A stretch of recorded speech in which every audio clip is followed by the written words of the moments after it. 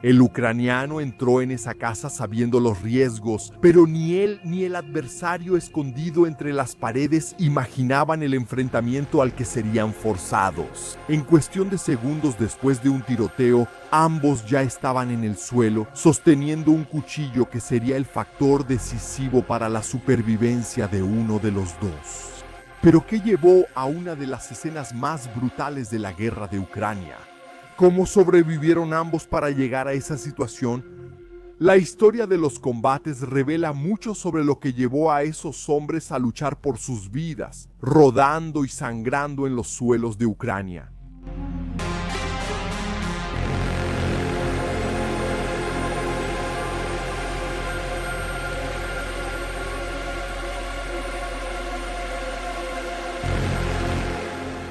La guerra es la brutalidad más pura del hombre, destilada en forma de sangre y fuego. Es el valle de la muerte donde el hombre siembra y cosecha lo peor del alma, ya sea para defenderse o atacar.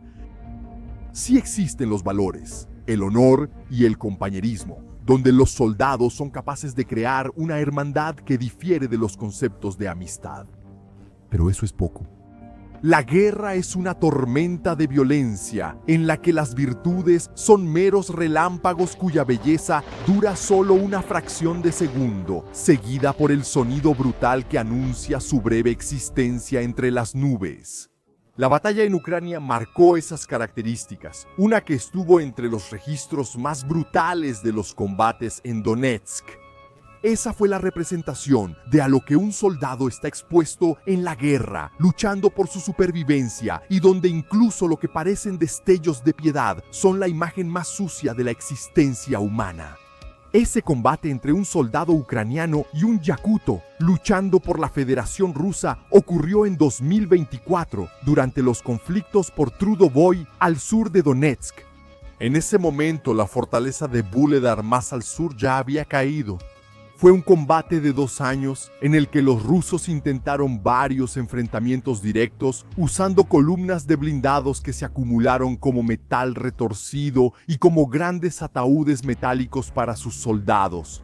La estrategia de Moscú cambió cuando decidieron intentar un nuevo avance un poco más al norte, en dirección a Novomijailivka. La batalla por Novomijailivka comenzó en el otoño de 2023 y terminó en abril de 2024, con la ciudad tomada por los rusos y con más de 320 blindados de Moscú destruidos alrededor de las ruinas.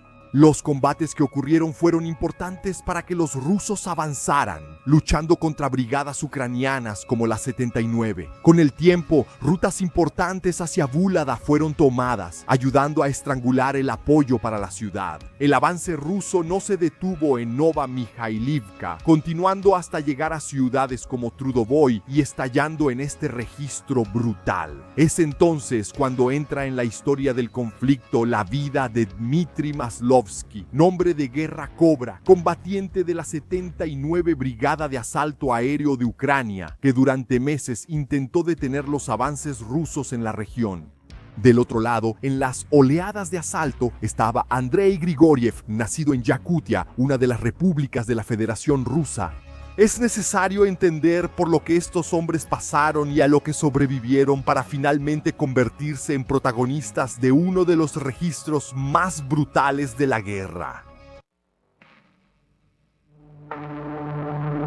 El dron ruso descendió sobre la posición ucraniana cerca de Antonivka. Una de las armas de artillería de Kiev fue retorcida por la explosión, convirtiéndose en un montón de acero y llamas en medio de todo. Todavía era mayo de 2024, cuando los rusos realizaron ese ataque, buscando recorrer los 8 kilómetros que separaban Novomijailivka de Antonivka. Los drones Lancet estaban entre sus principales armas. Estas municiones merodeadoras llevaron explosivos a las posiciones ucranianas como una amenaza potente para las defensas en la región. Un escuadrón de operadores de los Lancet fue encontrado por los observadores de Kiev. Esa oportunidad no podía dejarse pasar. Por lo tanto, una de las principales armas de esta guerra, el High Mobility Artillery Rocket System, fue activada. Esa artillería era una de las más famosas en los combates, haciendo que sus misiles volaran para explotar al escuadrón entero que amenazó a las fuerzas de Kiev. Un sistema de defensa ruso Buk-2 fue movido a la región justamente para intentar interceptar los vehículos aéreos no tripulados de Ucrania. Los drones eran espías muy efectivos para ambos lados de la guerra. Algunas veces el Buk logró destruir ese equipo, pero falló fatalmente en determinado momento y fue identificado por las cámaras de la 120ª Brigada de Defensa Territorial de Ucrania. El error culminó con las tropas de Kiev emitiendo órdenes para terminar las actividades del Buk M2 en la zona, convirtiéndolo en una nube de humo. Los restos se esparcieron por el campo, mezclados con los cuerpos de los operadores rusos. Las columnas rusas no podían faltar en la sucesión de ataques. El proceso era rápido, con fuerzas como la 39ª Brigada de Fusileros Motorizados y el 33º Regimiento de Fusileros Motorizados acercándose a las defensas ucranianas en los alrededores de Antonivka. No usaron grandes columnas como las que ocurrieron en Vuhledar. Los pequeños grupos de soldados eran transportados sucesivamente por los blindados, muchos de ellos con protección adicional. Hombres como Andrei Grigoriev se subieron a los blindados y empezaron a ser enviados contra las posiciones ucranianas. Fueron alcanzados por la artillería y los drones kamikaze aún en el camino. Algunos golpes poderosos hicieron que esos transportes siguieran sin control hasta chocar contra los árboles. Los soldados desembarcaron y fueron recibidos por la artillería. Tanques y transportes fueron destruidos. Los hombres heridos se aplicaron los teutonicates en medio del fuego y el humo para detener el sangrado. Algunos de ellos fueron alcanzados por los drones. Uno de los heridos, que logró detener el sangrado en la pierna, intentó alejarse por la carretera, pero la plaga de drones terminó con su huida. Dmitry Maslovsky estaba en las trincheras, observando con preocupación cómo los rusos se acercaban cada vez más, con sus oleadas convirtiéndose en fuego, pero siempre venía otra que pasaba por encima de cadáveres de metal. La persistencia llevó a un escuadrón a desembarcar cerca de las líneas de árboles, preparándolos para iniciar el asalto a la posición de Dmitry Maslovsky. Para suerte de los defensores ucranianos, los rusos recibieron el castigo de la artillería entre sus pies. Una pareja logró acercarse a las defensas de Antonivka, pero el soldado atento de la 79ª salió de la trinchera para vaciar todo el contenido del cargador de su automat Kalashnikova 74 contra los dos sobrevivientes. Los bombardeos rusos volvieron a arruinar la vida de los ucranianos en Antonivka.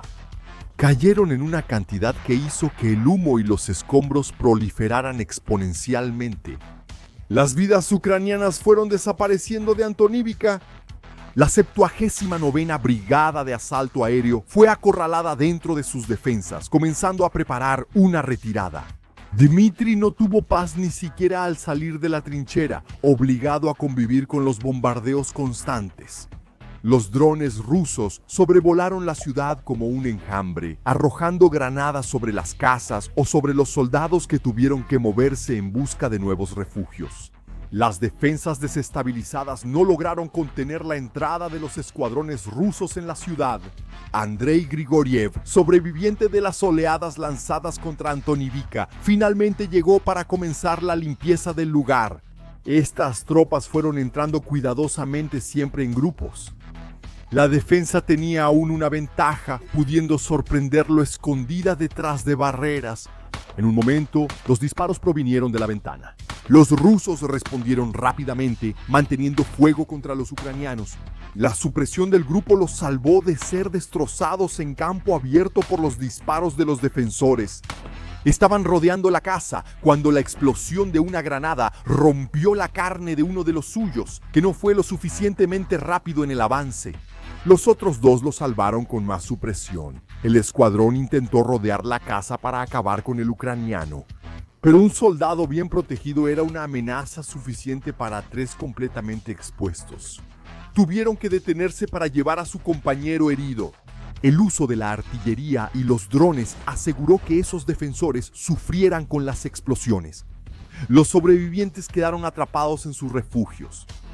Los osos continuaron con las acciones de limpieza. Las granadas fueron lanzadas a los áticos y baños para acabar con los ucranianos que aún seguían escondidos. Los disparos de las Avtomat Kalashnikova hicieron el mismo proceso. Algunas veces todavía tuvieron que entrar a las casas disparando para acabar con quien estuviera adentro. Antonivka cayó en noviembre de 2024 según los rusos. Andrei Grigoriev viajó miles de kilómetros desde Yakutia o República de Sakha para llegar a Ucrania.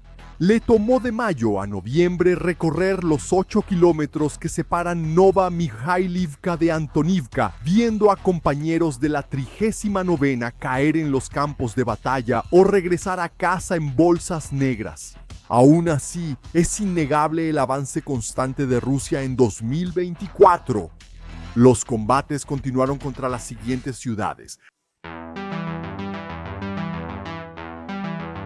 Ya era 3 de diciembre, cuando los rusos bajaron de sus blindados cerca de Uspenivka para recibir una granada de un dron justo en medio del escuadrón. Los drones kamikazes destruyeron su vehículo de transporte, impidiendo la retirada y el traslado de los heridos de regreso. Un miembro de la tripulación escapó, quedando tirado mientras respiraba el humo tóxico liberado por las llamas. El dron soltó un explosivo sobre él, ofreciéndole una muerte oculta en medio del aire ennegrecido por la destrucción del blindado. Se le vio arrastrarse por los lentes especiales. Ahí su vida desapareció para siempre. Otro de los tripulantes también fue encontrado debajo del metal caliente. Un explosivo lanzó metralla contra él, arrancándole la vida. Uno de los hombres que logró llegar a una de las construcciones fue perseguido por drones hasta ser eliminado. Apenas 2 días después, los rusos iniciaron otro de sus ataques blindados contra los ucranianos, comenzando por el norte de Ospenivka. Andrei Grigoriev vio a algunos de sus compañeros entrar en combate contra la 79ª Brigada de Ucrania. Tenían 9 kilómetros que recorrer desde Antonivka hasta el nuevo objetivo. Los combates comenzaron a principios de noviembre, pero en diciembre los rusos aumentaron el número de ataques. Las explosiones empezaron a consumir los blindados, poniendo a los soldados de Moscú en una situación desesperada en medio del fuego. Algunos intentaron escapar de los drones que aparecieron para terminar con sus vidas. Aquellos que se escondieron entre los blindados explotaron en nuevos ataques. No sirvió de nada arrastrarse entre el metal inutilizado en el campo cubierto de nieve. El fuego vino a incinerar a los rusos en otro día más de combate. Al día siguiente, el 6 de diciembre, ya había 4 rusos caminando por la línea de árboles en dirección a las posiciones ucranianas. Un dron de Kiev los descubrió. Incluso intentaron disparar contra la amenaza aérea, pero los disparos no evitaron la caída del explosivo. El impacto le arrancó la cabeza a uno de ellos. Los otros heridos cayeron por la línea de árboles. Cada uno recibió su granada. Esos explosivos detonaron la munición extra de los rusos. Sus cuerpos fueron consumidos poco a poco por las llamas durante el frío del invierno ucraniano. El avance de los rusos estaba marcado por una persistencia imbatible. Sus escuadrones llegaban todo el tiempo. El 9 de diciembre ya había más de ellos desembarcando en Uspenivka. Casi siempre en pequeños grupos corrían hacia las casas. Cuando se sintieron seguros, salieron para continuar su camino dentro de la aldea. El dron solo estaba esperando para lanzar el primer explosivo. No cayó precisamente entre ellos, pero las esquirlas hicieron que todos cayeran al suelo. Las explosiones finales acabaron por completo con la vida de los soldados rusos. Pero incluso con esas bajas, la presión continuó. Se estaban acercando. Otro escuadrón con 4 integrantes fue detectado. Este recibió el ataque directo de un dron kamikaze. Una sola explosión y la existencia de todos fue reducida a cenizas y sombras. Un militar policía desembarcó sus tropas cerca de una construcción. El grupo fue bombardeado por la artillería ucraniana poco después. Sin tiempo para partir, el transporte sucumbió a un nuevo impacto que hizo que el metal cediera con un crujido ensordecedor. La presencia rusa aumentó considerablemente en Upsenlivka. Eran más soldados de Moscú apareciendo entre las casas. Los drones kamikazes los persiguieron en sus escondites. Esos demonios buscaron cada vida escondida entre las construcciones. Muchos de esos soldados recibieron el golpe caliente de los drones. Los kamikazes persistieron en sus caídas contra los rusos. Las explosiones aumentaron por Upsenlivka. Ni así los ucranianos pudieron evitar la entrada de las oleadas de los rusos. Otra columna apareció para intentar dominar la ciudad, dando más fuerza a los soldados rusos que ya estaban en el lugar. Ya era 15 de diciembre, con la sucesión de ataques ocurriendo en cuestión de pocos días. Las oleadas no se detenían, generalmente con pequeños grupos que desgastaban a los ucranianos. Esa columna era un poco más grande, pero terminó teniendo el mismo destino en los campos. Un soldado olvidado en la ventisca vio que el dron lo estaba observando. Solo en esa vasta frialdad contempló la muerte. El primer explosivo lo alcanzó de lleno, dejándolo con dificultad para respirar sobre el suelo congelado. Después de varias caídas, sangró mientras el fuego comenzaba a consumir su munición. Las llamas crecieron hasta apoderarse de su carne. Era uno más cuyo cuerpo nunca sería velado por su familia. La resistencia ucraniana se mantuvo por 2 semanas más en diciembre. Ola tras ola los rusos se fueron acercando. 2 de los soldados del 155º Regimiento de Fusileros Motorizados se acercaron a uno de los edificios defendidos por los ucranianos. Ellos usaron una mina antitanque TNK dentro del edificio. Corrieron lejos antes de que el explosivo de 12 kilogramos detonara, llevándose consigo a todos los defensores escondidos. Dmytro no estaba entre los soldados de las 79 que murieron en Upsenlivka. Él tenía otra misión un poco antes de eso, luchando por otro territorio. Los tanques rusos entraron definitivamente en Upsenlivka el 18 de diciembre de 2024. Sus cañones llenaron la aldea de humo. Las explosiones eliminaron lo que quedaba de las fuerzas ucranianas que no lograron evacuar. Esos blindados deambularon libremente entre las casas buscando más amenazas para eliminar. Andrei Grigoriev no participó directamente en ese combate. Él luchó un poco más al sur cuando sus tropas, la 39ª, comenzaron el cerco para sellar de una vez por todas el destino de los ucranianos en Upsenlivka. En ese camino estaba Trudovoy, un poco más al sur, donde Dmitry Maslovsky y Andrei Grigoriev se encontrarían. Trudovoy estaba dominada por los rusos cuando los ucranianos decidieron hacer un contraataque. Drones iniciaron una serie de ataques contra los escondites enemigos. Los pilotos de los pequeños demonios aéreos de la 79ª Brigada Jagger iniciaron una tormenta de fuego sobre posiciones rusas el 25 de noviembre de 2024. Explosiones en lugares dispersos dentro y alrededor de Trudovoy. En algún momento después de eso, entre finales de noviembre y principios de diciembre, la 79ª Brigada de Ucrania realizó un asalto a la aldea. Mientras tanto, 2 rusos usaron una moto para llevar su bandera al pueblo, dejando claro a quién pertenecía ahora. Fueron sorprendidos por los ataques de drones que destruyeron su transporte. Uno de ellos escapó ileso, pero el otro estaba herido y lento, convirtiéndose en un blanco fácil para los drones. El sobreviviente vio a su amigo arder mientras corría hacia una casa y se escondía. Un soldado ucraniano llegó poco después. Dmitry Maslovsky apuntó su rifle hacia el patio de la residencia, mirando alrededor de la cerca de madera mientras esperaba órdenes por la radio. Aparentemente había un ruso ahí. Solo contra un hombre con defensa total era poco probable que tuviera éxito en el ataque. Por eso esperó la llegada del dron. Dmytro escuchó a lo lejos los sonidos de las explosiones, tratando de mantener el enfoque en la amenaza dentro, pero aún temiendo ser sorprendido por otro ruso. Estar solo en ese ambiente era un gran error, pero tenía órdenes que cumplir y apoyo para hacerlo. Se alejó al escuchar el zumbido del dron. La esperanza era que él acabara con la vida del ruso.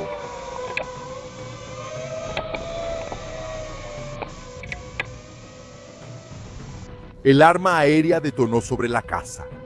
El humo y el polvo cubrieron por un momento el patio, ahora lleno de escombros. Ucraniano recibió órdenes por radio de verificar el resultado, lo que lo hizo caminar por un terreno difícil en una posición expuesta. Los escombros lo distrajeron por un segundo. Eso le dio tiempo al rostro dentro de dispararle. Por reflejo, Dmitri reaccionó como pudo. Apretó el gatillo mientras ninguno de los proyectiles enemigos atravesó su cuerpo ni arrojó sangre sobre su mano en peligro.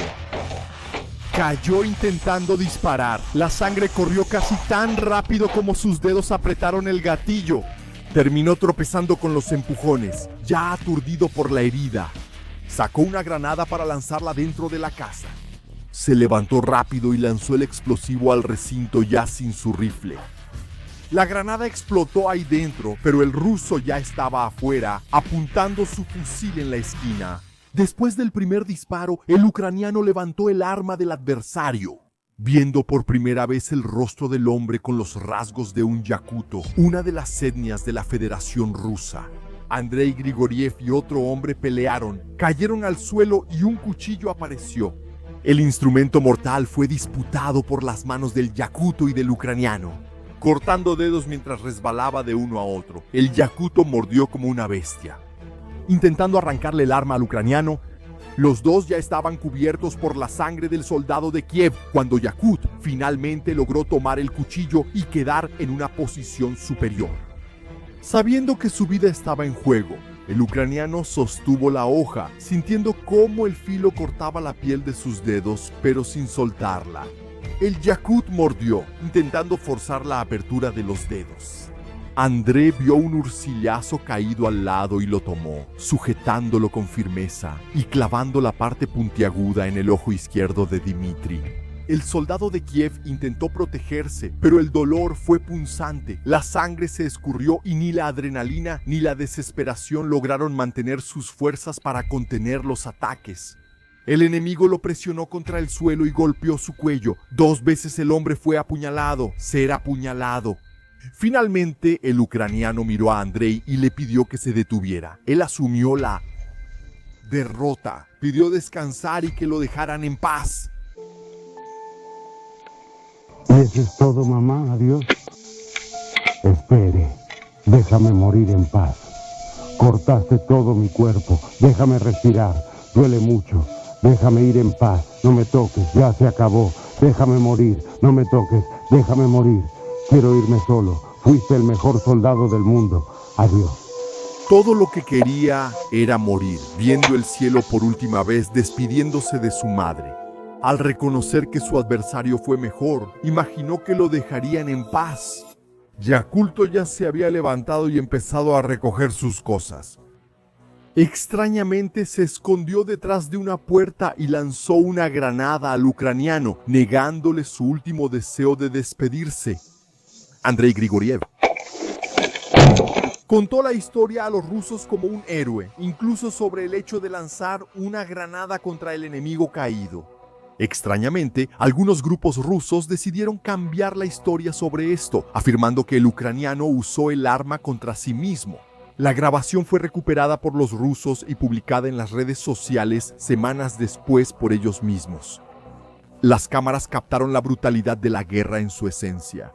Cuando el hombre lucha a pesar del dolor, cuando la sangre se derrama, pero la necesidad de sobrevivir lo impulsa. También mostró cómo hasta los últimos segundos de la vida de un hombre sangrando y rendido en el suelo pueden serle negados. Grigoriev afirmó haber lanzado la granada por compasión. Después de que él mismo le perforó el cuello a su adversario 2 veces y escuchó de él las palabras sobre su victoria y que la vida ha sido mejor en combate. Dmitri murió con su última mirada al cielo de su país, siendo interrumpida por la violencia final del ruso. Último deseo de uno, piedad o crueldad del otro. Las interpretaciones pueden variar, pero lo que queda más claro en esas imágenes es que esos 2 hombres fueron arrojados a una situación brutal por decisiones de alguien cuyo conocimiento sobre la violencia siempre estuvo asociado a sus órdenes y nunca a la ejecución. Andrei Grigoriev sobrevivió a ola tras ola en esos días de avance hasta verse sometido a ese combate. Mientras tanto, alguien vestido de traje daría un discurso frente a la televisión sobre su valentía y cómo eso representaba a su país.